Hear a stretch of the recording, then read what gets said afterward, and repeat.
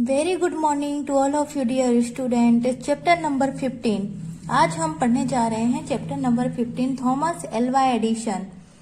Thomas Alva Edison एक वैज्ञानिक थे। इन्होंने तरह तरह के सैकड़ों इन्होंने प्रयोग किए हैं। उसके बाद आज उन्होंने हमें एक बल्ब का आविष्कार करके हमारे जीवन में एक रोशनी प्रदान की है। ओके, आज हम इनके बारे में कुछ पढ़ने जा रहे हैं। इस पाठ से आप जान सकते हैं कि किस प्रकार एक साधारण और शरारती बच्चा भी जब मेहनत और लगन से अपना काम करता है तो वह सफल हो जाता है। सैकड़ों बार असफल होने पर थॉमस ने हार नहीं मानी और बल्ब का आविष्कार कर पूरी दुनिया में प्रसिद्ध हो गए। ठीक है, इन्होंने क्या किया, इस पाठ से हमें ये चीज पता चलता है कि एक शरारती बच्चा, साधारण और शरारती बच्चा जो कि अपनी मेहनत और लगन से काम करता है और वह सैकड़ों बार असफल होने पर भी हार नहीं मानता है और आज उन्होंने बल्ब का आविष्कार कर पूरी दुनिया में वो प्रसिद्ध हो गए। ठीक है, अब हम इसकी स्टोरी आगे पढ़ने जा रहे हैं कि थॉमस एल्वा एडिशन का जन्म 11 फरवरी 1847 को अमेरिका में हुआ था। थॉमस एल्वा एडिशन का जो जन्म है वो 11 फरवरी 1847 को अमेरिका में हुआ था। इन्हें बचपन से ही प्रयोग करने का शौक था। एडिशन का कहना था, तुम जो पाना चाहते हो पक्के इरादे से खोजो तो तुम्हें जरूर मिलेगा। इनका कहना जो भी था कि पक्के इरादे से जो तुम खोजोगे वो तुम्हें जरूर मिलेगा। अगर हमारा इरादा पक्का होगा ना तो वो चीज हमें हमारे गॉड जरूर देते हैं। ठीक है, कि हमारा इरादा अगर सच्चा हो और पक्का हो तो हमें उस इरादे को पक्का करने में जी जान तोड़ मेहनत अगर हम कर देते हैं तो वो हमें जरूर वो चीज मिलता ही मिलता है। अचानक बिजली चली जाती है और आपके घर का बल्ब बंद हो जाता है तो आपको कैसा लगता है? अगर हमारे घर में अचानक से बिजली चली जाती है और हमारे घर का बल्ब बंद हो जाता है तो हमें कैसा लगता है? एकदम अंधेरा हो जाता है ना?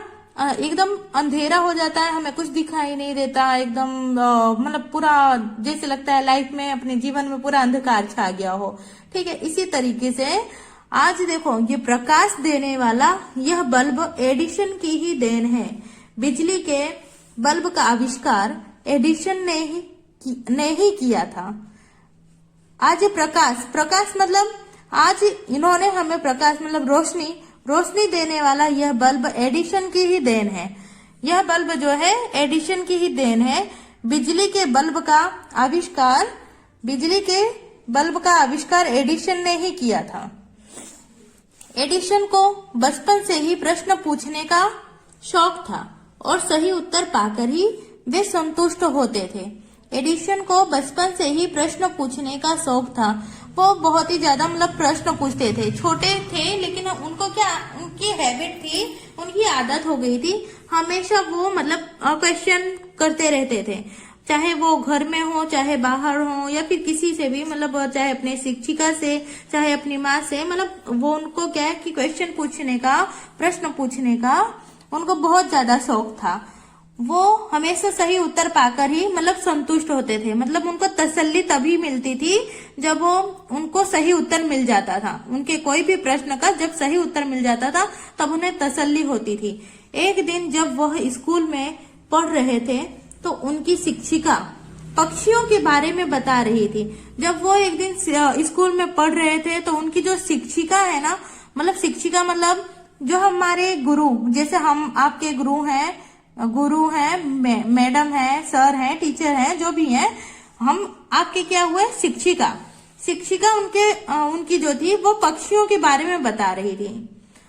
पक्षी जैसे हमारे पक्षी, कौआ, चिड़िया, ये सब हमारे क्या है, पक्षी हैं। ठीक है, एडिशन ने उत्सुकतावश उसी टाइम एडिशन ने क्या किया, एडिशन ने उत्सुकतावश, मतलब उनको इतनी उत्सुकता हुई, मतलब बहुत तेजी से उन्होंने क्या किया, उत्सुकतावश शिक्षिका से पूछा, मैडम मनुष्य पक्षी जैसा क्यों नहीं उड़ता? मतलब पक्षी जैसे वो मनुष्य क्यों नहीं उड़ता? जैसे कि पक्षी उड़ सकती है पर मनुष्य क्यों नहीं उड़ सकता? ठीक है, तो शिक्षिका ने उन्हें समझाया मनुष्य के पंख नहीं होते। एडिशन ने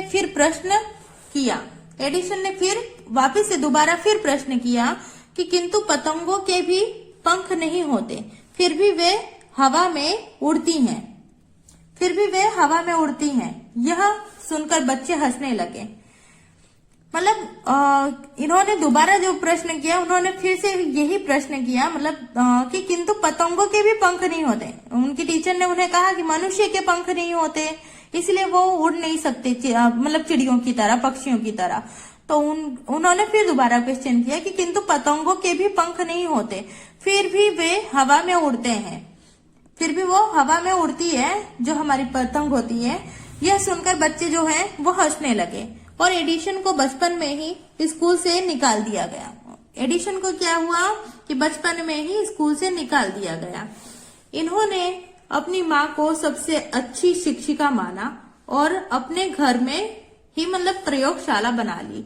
इन्होंने अपनी सबसे अच्छी शिक्षिका किसको माना? अपनी माँ को।